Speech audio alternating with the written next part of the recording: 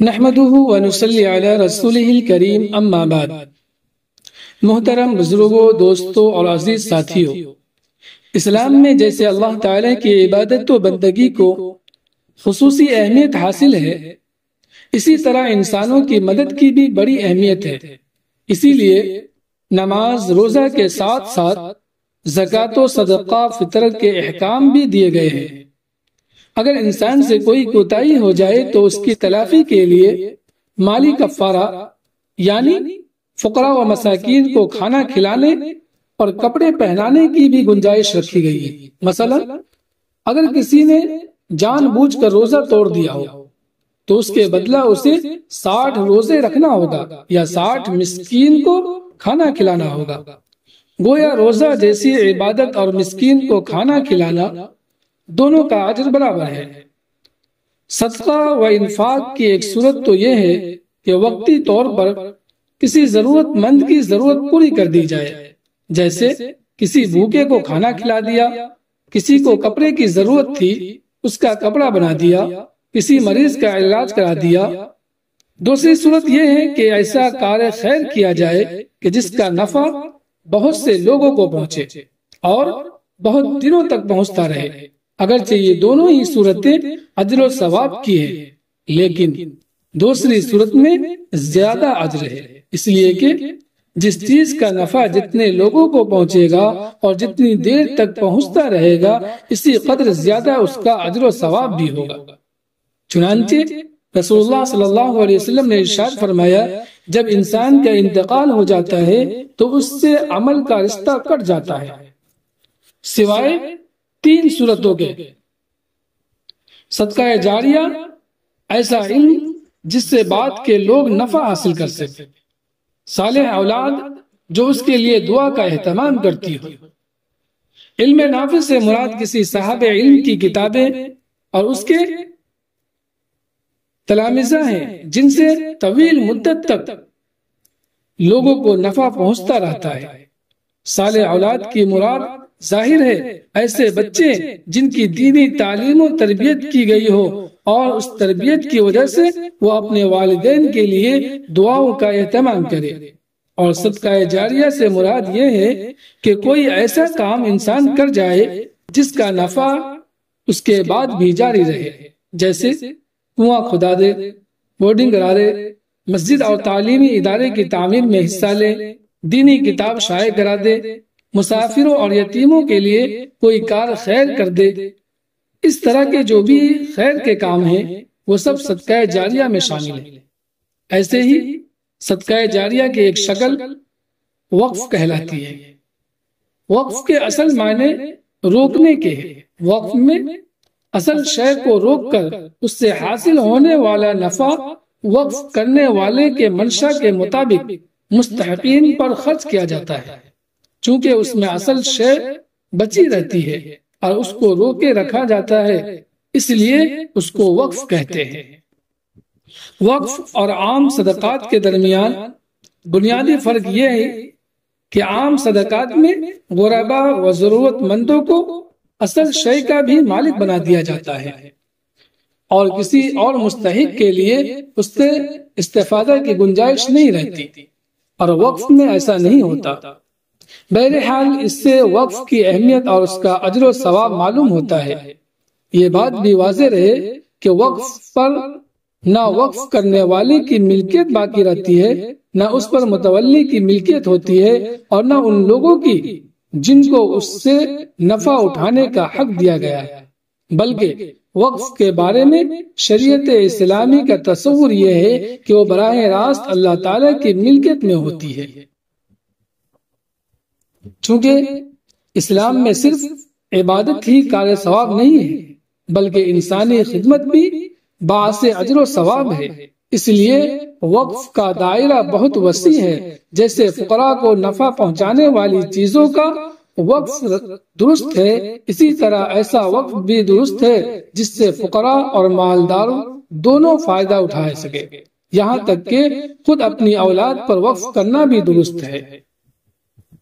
چنانچہ مدارس، مساجد، یتیم خانے، غربا کی امداد کے لیے قائم کیے ہوئے ادارے دینی یا عصری تعلیم کے خیراتی ادارے، مریضوں کی علاج، بیواؤں کی کفالت اور اس طرح کے مقاصد کے لیے قائم ہونے والے ادارے جن کا مقصد تجارت کرنا اور کسی خاص فرد کے لیے مادی نفع حاصل کرنا نہ ہو، وہ سب کے سب اوقاف میں داخل ہیں۔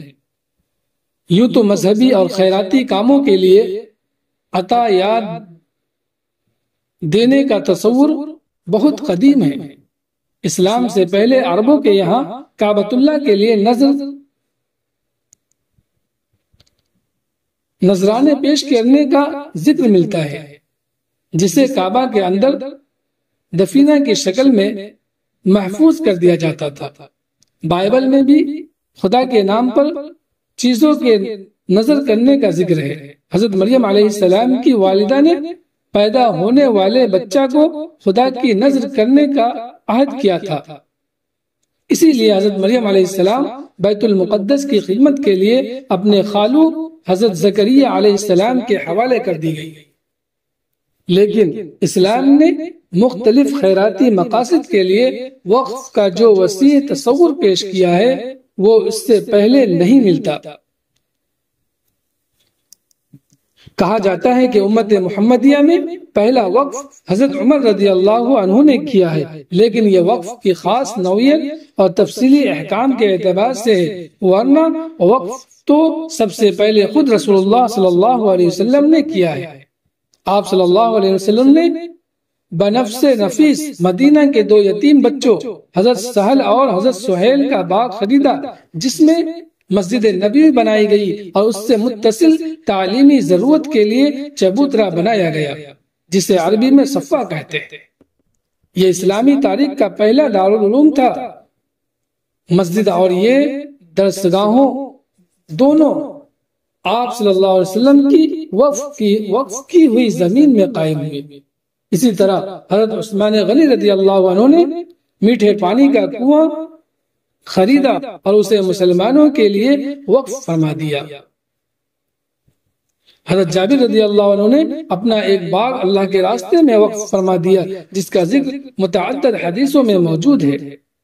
غرض کے مختلف اوقاف ہیں جو وقف فاروقی سے پہلے کیے ہیں۔ اگر غور کیا جائے تو وقف کی طرف اشارہ خود قرآن مجید میں بھی موجود ہے، کیونکہ اللہ تعالیٰ نے بار بار انفاق یعنی اچھے کام میں مال خرچ کرنے اور صدقہ کرنے کی تلقین فرمائی ہے۔ حدیث میں صراحتاً آپ صلی اللہ علیہ وسلم کی ترغیبات موجود ہیں، کیونکہ یہ صدقہ جاریہ کی سب سے اعلیٰ صورت ہے۔ صحابہ رضی اللہ عنہ نے بکثرت اس کار خیر میں حصہ لیا ہے، اور بعض اہل علم کی رائے ہے کہ اس پر ان کا اجماع و اتفاق ہے۔ اس لیے فقہاء اسلام کی رائے ہے کہ یہ مستحب کے درجہ کی عبادت ہے۔ وقف کی اسی اہمیت کی وجہ سے مسلمان ہمیشہ سے مختلف کار خیر کے لیے وقف کرتے رہے ہیں، اور اس سلسلہ میں امت مسلمہ کی ایک روشن تاریخ رہی ہے۔ مسلمانوں نے نہ صرف مسجدوں، عیدگاہوں، قبرستانوں اور درگاہوں پر وقف کیے ہیں اور یتیم خانے اور مسافر خانے بنائے ہیں، بلکہ بیماروں، معذوروں، تیمارداروں، یہاں تک کہ جانوروں اور پرندوں کے چارے کے لیے بھی وقف کیا ہے، جس سے خدمت خلق کا غیر معمولی جذبہ ظاہر ہوتا ہے۔ اسی لیے مسلمان جہاں کہیں آباد ہوئے وہاں آج بھی اوقاف کی بے شمار زمینیں اور جائیدادیں موجود ہیں۔ ہندوستان میں وقف کی اتنی املاک ہے کہ اگر ان کا صحیح استعمال ہو اور اس کے فوائد مسلمانوں کو دیے جائیں تو مسلمانوں کے تمام تعلیمی اور معاشی مسائل حل ہو جائیں۔ اور اس وقت مسلمان جس ضب و حالی اور پشاماندگی سے دو چار ہیں اور حکومت کے سامنے ان کو کوسہ غدائی پھیلانا پڑتا ہے، اس کی نوبت نہ آئے۔ مگر افسوس کہ مسلمانوں کے 50% کے قریب اوقاف وہ ہیں جن پر حکومت اور برادران وطن کا قبضہ ہے، اور جو جائیدادیں خود مسلمانوں کے ہاتھ میں ہیں ان میں سے بیشتر جائیدادیں بھی ناجائز قبضہ سے دو چار ہیں۔ بہت سے قبرستان زمین کا کاروبار کرنے والے مسلمانوں نے بیچ دیے ہیں۔ مسجدوں کی اراضی پر تو ناجائز قبضہ کیا ہی جاتا ہے۔ اللہ سے بے خوفی کی حد یہ ہے کہ بعض پرانی مسجدوں کو بھی بیچ کھانے میں تکلف نہیں۔ اخبارات میں ایسے واقعات چھپتے رہتے ہیں۔ اوقاف کے ساتھ ناجائز طرز عمل کا ایک حصہ یہ ہے کہ جو لوگ موقوفہ جائیدادوں کو کرایہ پر لیتے ہیں وہ اس کا کرایہ ادا کرنا نہیں چاہتے۔ جس عمارت کا کرایہ 5,000 10,000 ہونا چاہیے 50 روپے 100 روپے اس کا کرایہ ادا کیا جاتا ہے۔ ایسا بھی ہوتا ہے کہ خود تو 100 150 کرایہ ادا کرتے ہیں اور وہ دوسروں سے لاکھوں روپے لے کر ماہانہ ہزاروں روپے کرایہ اٹھاتے ہیں۔ وقف پر ناجائز قبضہ اور اس سے ناجائز استفادہ کی فہرست اتنی طویل ہے اور اتنے بڑے اور نمایاں لوگ اس میں شامل ہیں کہ سن کر حیرت ہوتی ہے۔ ایسا بھی ہوتا ہے کہ اللہ کے کسی بندے نے اوقاف کی جائیداد کو صحیح طور پر استعمال کرنے کا ارادہ کیا، اس کو تعلیمی مقاصد کے لیے کارآمد بنانے پر کمر بستہ ہوئے اور دوسری طرف کچھ بدنیت لوگ ہاتھ دھو کر ان کے پیچھے پڑ گئے۔ ہندوستان میں کم و بیش 1000 سال تک مسلمانوں کے اقتدار کا سورج پوری آب و تاب کے ساتھ چمکتا رہا ہے۔ برطانوی غلبہ کے بعد بھی ملک میں مختلف چھوٹی چھوٹی ریاستیں موجود تھی جو مسلمان نوابوں اور ہندو راجاؤں مہاراجاؤں کے زیر اقتدار تھی۔ مسلمان حکمرانوں نے اگرچہ کہ دعوت اسلام پر برائے نام توجہ دی اور وہ ہمیشہ اپنے پائے اقتدار کو مضبوط کرنے کی فکر میں رہے، لیکن انہوں نے خالص اسلامی اور خیراتی مقاصد کے لیے بہت سی اراضی اور تعمیرات وقف کی اور ان کو پائیدار نفع رسانی کا ذریعہ بنایا۔ اسی طرح ہندو راجاؤں نے بھی اپنی مسلمان رعایا کے لیے مسجدیں بنوائی، مزارات تعمیر کیے، قبرستانوں کے لیے جگہ مہیا کی اور دوسرے مقاصد کے لیے جائیدادیں وقف کی۔ جب اس ملک میں انگریز آئے تو انہوں نے اولاً تو مسلمانوں کے بہت سے اوقاف کو ہڑپ لیا، لیکن آہستہ آہستہ اوقاف بازیاب ہوئے اور ایسی جگہوں کے سوا جو حکومت کے تصرف میں آ چکے تھے دوسری جائیدادوں کو حکومت نے وقف تسلیم کر دیا۔ حکومت کا فریضہ ہے کہ جیسے شخصی املاک کا احترام کیا جاتا ہے اور جیسے پبلک جائیداد کے تحفظ کو گورنمنٹ قانونی اہمیت دیتی ہے، اسی طرح وہ وقف جائیداد کا بھی تحفظ کرے اور قانونی طور پر اس کی بازیابی کو آسان اور یقینی بنائے۔ یہ ایک حقیقت ہے کہ وقف کی اراضی پر ایسے بڑے بڑے ہوٹل تعمیر ہو گئے ہیں، کمپنیاں قائم ہو گئی ہیں کہ شاید ان کی واپسی آسان نہ ہو، لیکن ایسا تو ہو سکتا ہے کہ گورنمنٹ انہیں کرایہ ادا کرنے پر مجبور کرے تاکہ وقف کے مقاصد میں اور مسلمانوں کے مفاد کے لیے اس کا استعمال ہو سکے۔ اسی طرح گورنمنٹ کے بہت سے دفاتر اور سرکاری بلڈنگیں وقف کی زمینیں بنی ہوئی ہے۔ محل وقوع کے اعتبار سے ان کا کرایہ بہت خطیر ہونا چاہیے۔ خود حکومت ایسی زیر استعمال جائیدادوں کا کرایہ وقف بورڈ کو ادا کرے۔ اگر ایسی مقبوضہ اراضی کا مناسب کرایہ وقف بورڈ کو ادا کیا جائے تو غریب مسلمانوں کی تعلیم، یتیموں کی کفالت، مطلقہ و بیوہ عورتوں کی پرورش، بے روزگار نوجوانوں کے لیے روزگار پر مبنی تربیت اور خود روزگار بنانے جیسے مسائل بآسانی حل کیے جا سکتے اور انہیں حکومت کے سامنے کاسہ گدائی پھیلانے سے نجات مل سکتی۔ وقف کے لیے پارلیمنٹ میں غالباً پہلی بار 1954 میں مستقل قانون بنا۔ اس سے پہلے وقف کے لیے الگ سے کوئی قانون نہیں تھا اور وقف کے مسائل مسلم ایکٹ 1923 کا حصہ تھے، لیکن مسلمانوں کا احساس تھا کہ یہ قانون وقف کے تحفظ کے لیے ناکافی ہے۔ پھر 1984 میں اس کی جگہ نیا وقف کا قانون آیا، لیکن یہ بھی مسلمانوں کے تمام مطالبات کو پورا نہ کر سکا۔ پھر 1995 میں نیا وقف قانون سامنے لایا گیا جس میں مسلمان کے مطالبات کا کچھ حصہ پورا ہوا مگر زیادہ بڑا حصہ باقی رہا۔ اس کے بعد سن 2010 میں نہایت اجرت کے ساتھ لوک سبھا سے ترمیم شدہ قانون وقف پاس کیا گیا، جسے جمعہ کے دن بالکل آخری وقت میں کسی بحث و مباحثے کے بغیر منظور کرا لیا گیا۔ پھر سن 2013 میں All India Muslim Personal Law Board کے سابق جنرل سیکریٹری مولانا سید محمد ولی رحمانی صاحب رحمہ اللہ علیہ اور بورڈ کے ذمہ داران کی کوششوں سے وقف ایکٹ میں ترمیم کروائی گئی اور وقف ایکٹ کی خامی اور نقائص کو دور کیا گیا، اگرچہ کہ اس کے ذریعے بھی مسلمانوں کے سارے مطالبات پورے نہیں کیے گئے، لیکن بڑی حد تک وقف ایکٹ مضبوط بن گیا، جس کی وجہ سے اوقاف کو تحفظ نصیب ہوا۔ اب موجودہ حکومت وقف ایکٹ میں ترمیم کرنا چاہ رہی ہے، اس کے پیش نظر یہ بھی ہے کہ وقف بورڈ کے اختیارات کو کم کر دیا جائے۔ اطلاعات کے مطابق 40 ترمیمات حکومت کے پیش نظر ہے۔ اس بات کا سخت اندیشہ ہے کہ ان ترمیمات کے ذریعے وقف ایکٹ کی مضبوطی ختم کر دی جائے گی اور مختلف ریاستوں میں قائم وقف بورڈ کو کمزور کر دیا جائے گا۔ اگر ایسا ہوا تو یہ اوقاف کی جائیدادوں کے لیے سخت نقصان دہ ہوگا اور ملک بھر میں پھیلی وقف جائیدادوں کا تحفظ مشکل ہو جائے گا۔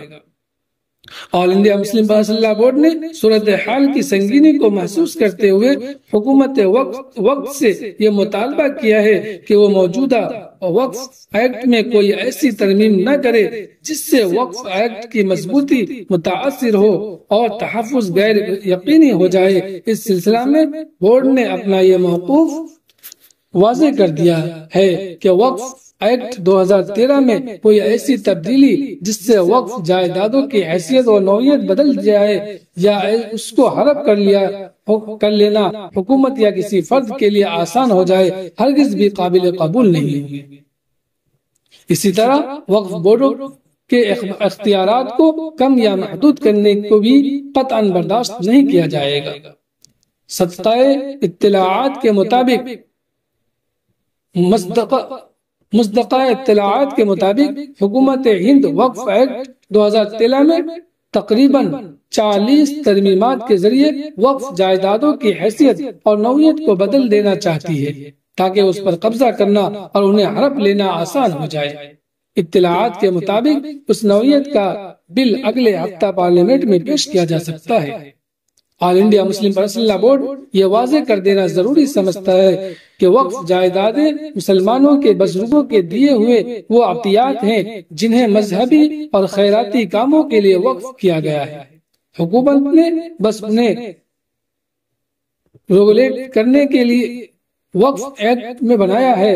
وقف ایکٹ اور اوقافی جائیدادوں کو دستور ہند اور شریعت اپلیکیشن ایکٹ 1937 بھی تحفظ فراہم کرتا ہے۔ اس لیے حکومت ہند اس قانون میں کوئی ایسی ترمیم نہیں کر سکتی جس سے ان جائیدادوں کی نوعیت اور حیثیت ہی بدل جائے۔ اب تک حکومت نے مسلمانوں سے متعلق جتنے بھی فیصلے اور اقدامات کیے ہیں اس میں ان سے کچھ چھینا ہی ہے، دیا کچھ نہیں۔ چاہے مولانا آزاد فاؤنڈیشن کا بند کیا جانا ہو یا اقلیتی اسکالرشپ کی منسوخی یا پھر 3 طلاق سے متعلق قانون ہو، انہوں نے کہا کہ یہ معاملہ مسلمانوں تک محدود نہیں رہے گا۔ وقف جائیدادوں پر تیشہ چلانے کے بعد اندیشہ ہے کہ اگلا نمبر سکھوں اور عیسائیوں کے اوقافی جائیدادوں اور پھر ہندوؤں کے مٹھوں اور دیگر مذہبی جائیدادوں کا بھی آ سکتا ہے۔ مسلمان وقف ایکٹ میں کوئی ایسی ترمیم ہرگز بھی قبول نہیں کرے گا جو اس کی حیثیت کو بدل کر رکھ دے۔ اسی طرح وقف بورڈ کا قانونی اور عدالتی حیثیت اور اختیارات میں مداخلت کو بھی برداشت نہیں کیا جائے گا۔ All India Muslim Personal Law Board نے اس سلسلے میں ہنگامی میٹنگ بھی طلب کی اور اس میں تمام قانونی پہلوؤں کا جائزہ لیا گیا اور اتفاق رائے سے یہ فیصلہ بھی ہوا کہ اوقاف کے سلسلہ میں عوام میں بیداری لائی جائے۔ حکومت اور اپوزیشن پارٹی کو اس سلسلہ میں اپنے احساسات سے باخبر کیا جائے۔ اور عوامی سطح پر ایک مہم چلائی جائے۔ اسی طرح جمعہ کے خطابات کے ذریعے اس موضوع کو عام مسلمانوں تک پہنچایا جائے۔ یہ خطاب جمعہ بھی اسی سلسلے کی ایک کڑی ہے اور آئندہ ہفتے بھی انشاءاللہ اسی موضوع پر خطاب جمعہ جاری کیا جائے گا۔ اللہ تعالیٰ سے دعا ہے کہ اللہ تعالیٰ ملک کے مشکل حالات میں ہم سب کی مدد و نصرت فرمائے اور اوقاف کی حفاظت کی راہ ہموار فرمائے۔ آمین یا رب العالمین۔ وآخر دعوانا الحمد للہ رب العالمین۔